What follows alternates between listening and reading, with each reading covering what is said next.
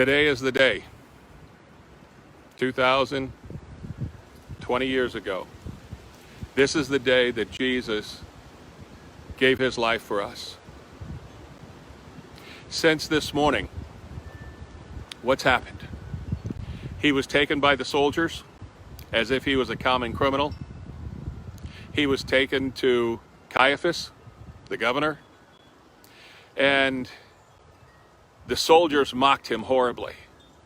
They treated him horribly. They put a blindfold on him. They kept questioning whether he was actually the Messiah or not. And they kept saying, tell us plainly, are you the Messiah or are you not? They put a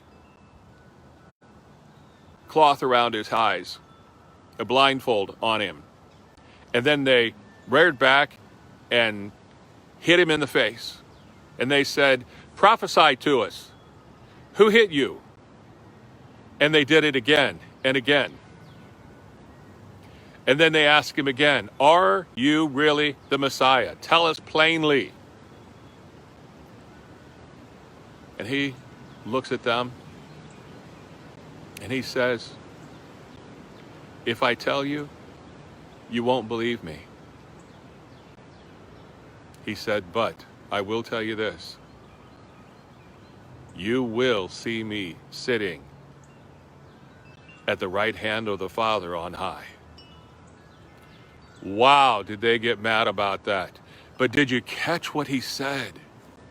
These people who were abusing him so badly, they were going to face him again. And he told them plain, you will see me again. I will be standing at the right hand of the Father. And then we'll have a talk. They abused him. They made the crown of thorns for him. They made a scepter. They put on fine clothes. They mocked him as a king because he was the king of the Jews. The people that were in on this were people that were not only the soldiers, the temple soldiers, but the people who kept wanting him crucified was a group of rowdies that were faithful to the priests and the Sanhedrin is what I'm trying to say. However, they couldn't do capital punishment because keep in mind, Rome was occupying the area. They were under Roman rule now. So that's why they took him to Pilate. Pilate's wife came to him and said, don't have anything to do with this man. But because of the chief priests and the scribes and the Pharisees, he couldn't ignore them. And so he eventually gave in to them. Even though he told them, I have found nothing wrong with this man. Why do you want to kill him? They said, because he blasphemed against our God. He claims that he is God himself. Pilate didn't know any of this religious stuff, with the Jews. He was trying to figure out some which way to let him go. And then he thought, this is the Passover feast. Passover feast lasts 7 days. And he said, it's customary for me to release to you a prisoner.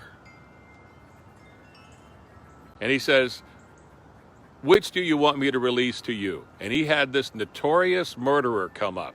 His name was Barabbas.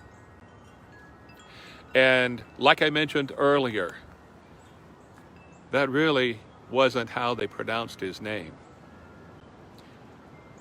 What the part that they were pronouncing was Bar-Abbas. But the oldest Bible manuscript says that his first name was Jesus. He was Jesus. The Bar means son of Abbas. So that's how we got Barabbas. He was Jesus, son of Abbas. And then there was Jesus, the Christ. He had no idea who Jesus' father was. And so he couldn't say Jesus bar Abbas and Jesus bar Joseph. See what I'm saying? He didn't want anything to do with this. He told the Jews, he says, I have found nothing wrong with this man. Nothing. And they cried out all the more. Satan in the background is pushing all their buttons, trying to get them in a frenzy. They went back and forth between Caiaphas and Pilate again. And finally, the decision for capital punishment had to remain with the Romans, had to remain with Pilate. And because he was afraid of a riot and that sort of thing, he finally gave in. Jesus was treated horribly. Horribly. But he told them point blank, you will see me again, and I will be standing on the right hand of the Father, or seated at the right hand of the Father.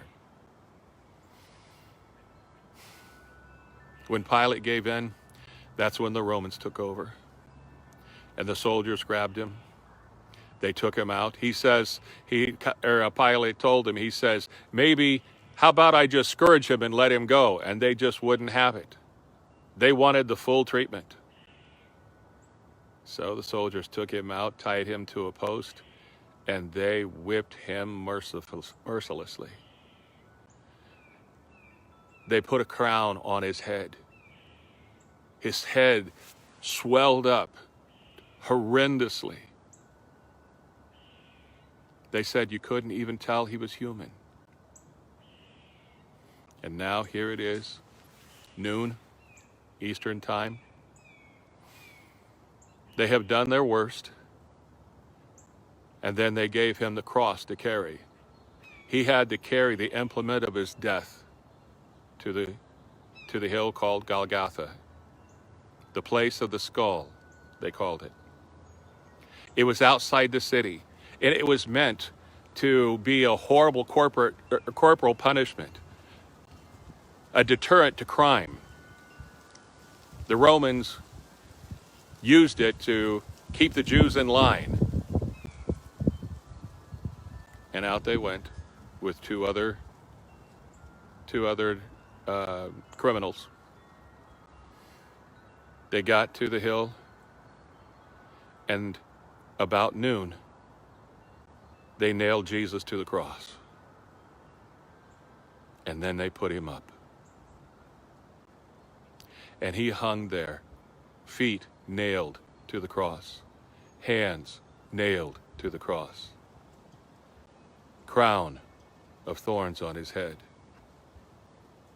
Now, of course, when we portray this in church, we can't show you exactly how bad it was. They hung naked on the cross with his back beat mercilessly. Now it's up against that wooden cross and ripping and tearing. It's horrible. A man could actually live for nearly a week up on that cross. And then, as he's hanging there, he sees his mother, and he sees John, the disciple, and he says, John, this is your mother. Mother, this is now your son. The last thing he did on earth, one of the last things he did on earth, was to make sure he took care of his mother. Because women could not own property. Her husband was already dead. And Jesus wanted her taken care of. Now, he had a couple of other brothers, but he wanted one of the disciples to take care of her as if she was his own mother. And that was done. What they didn't see was the amazing amount of angels who were out of sight. He could have called legions of angels. And I think someone mentioned one time as many as 72,000 angels. He was there. The Pharisees and Sadducees came by and they said, "Oh, if you're the Messiah, you supposedly saved everybody else. Why don't you save yourself and come down from there?" That was the last thing Jesus would ever do. He would never come down off that cross. He was too close. This plan of salvation had been put into effect before the foundation of the world was laid. He was not going to stop now, no matter how much they were jeering him and making fun of him, telling people, showing absolute disrespect to him, because they were so afraid of him. He questioned their every move. He told them point blank, he says, "You guys are supposed to be the holiest people on the planet. Yet," he says, "you're nothing more than sepulchres, whitewashed sepulchres," which were grave places. That was they were large places where the dead were buried above ground, and they whitewashed them every so often to make them look pretty. And he said, "That's exactly what you guys are like. You look pretty on the outside, but on the inside, you're just dead men's bones." They did not like that in the least. They wanted him out of the way, and quickly. And when Judas gave him that opportunity, they pounced on it. Judas didn't think they would go this far. And he tried to take the money back, and they said, "No, we can't take the money back. What's done is done. This is blood money. We gave you 30 pieces of silver, which is the going price at that time for a slave." That's all the more they thought about him. That's all the more dishonored they heaped upon him and heaped upon him. Why? Well, because he didn't come the way they thought he was. The Bible talks a lot in the Old Testament. There's 109 prophecies that told about Jesus and told about how he was going to come. If you look at Psalms 22, God showed David what was happening to Jesus on the cross. And the Bible says that Jesus didn't say a word to his captors, after that last round. He said, in fact, it's kind of like a sheep that is silent before its shearer. But when you look at Psalms 22, God showed David the agony that Jesus went through. Check it out, especially in the Amplified Bible. Jesus hung on the cross, and they were all gathered around him. Even one of the criminals was badgering him. But then the other one, he rebuked the other criminal, and he said, "Jesus, Lord, remember me when you come into your kingdom." Because the word said Jesus was coming to set up a kingdom, and that's true. The Jews knew that. The disciples even knew that. And they kept asking him, "Is now the time when you're going to set up your kingdom?" And he's like, "The time when I'm going to set up my kingdom is not for you to know." Why did he do that? Because they didn't discern the times. Like the sons of Issachar, their big deal was, or their claim to fame was, they understood the times. and they knew what to do. But Jesus, it wasn't time to set up the kingdom. They didn't realize, even though the word says it, they were just looking for the kingdom to come set up. They were looking to get out from under Roman rule. The Romans were a hard taskmaster in a lot of ways.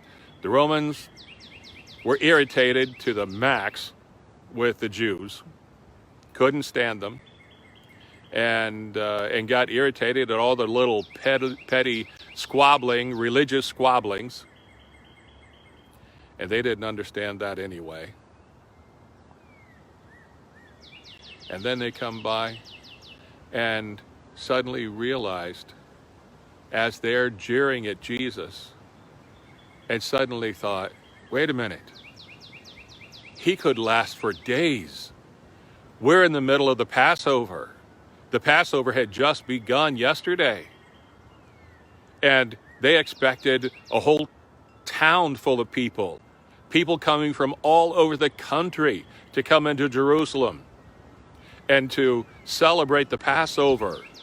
And they're like, do we really want 3 men hanging as you walk into town?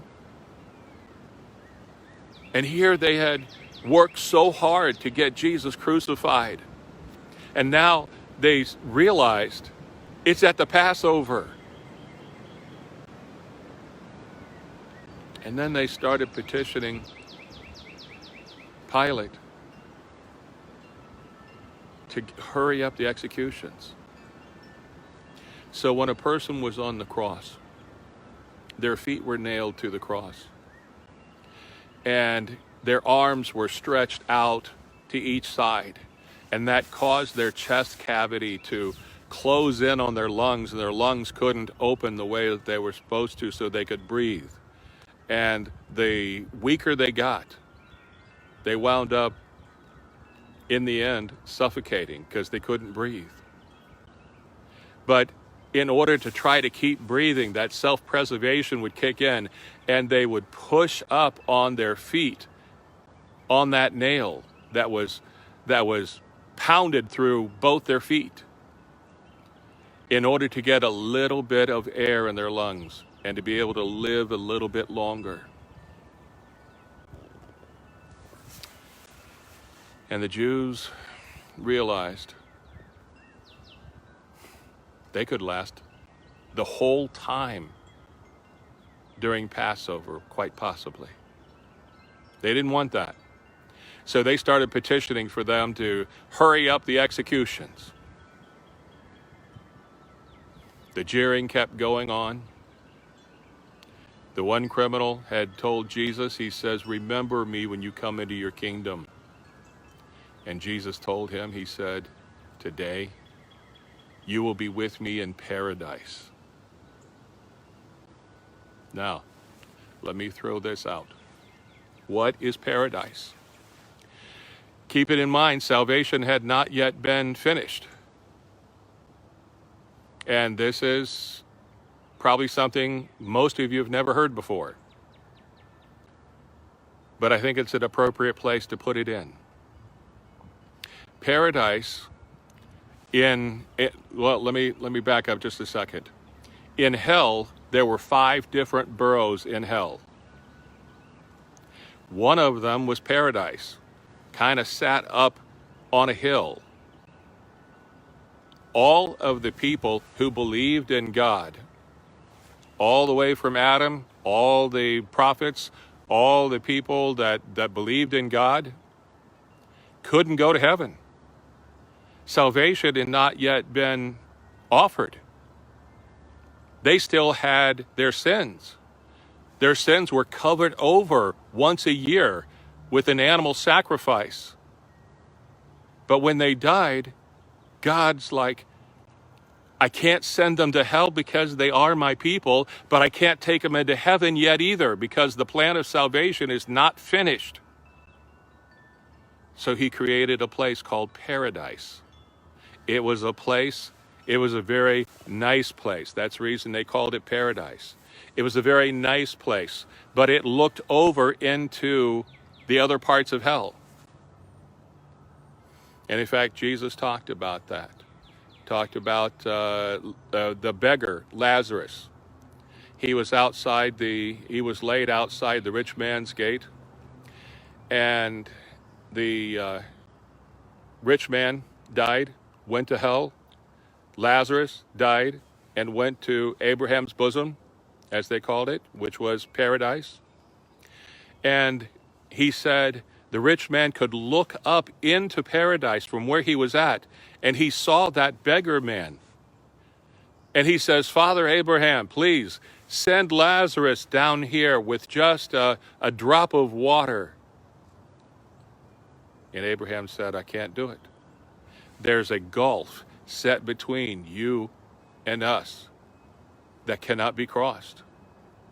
He said, then please send him up to my brothers who are still on the earth, and so they won't come to this horrible place. And he says, no, can't do that either. He says, they have the prophets. Let them listen to the prophets. So here in paradise, it was a beautiful place. It wasn't a place of torment by any means, but they could still look over into hell. And the people in hell could look up, if they were in the right spot, could look up into paradise, but they couldn't cross over. That's the reason Jesus told the criminal, today you will be with me in paradise. And so they hung there. First 1 hour, then 2, then 3. And we'll talk about that later.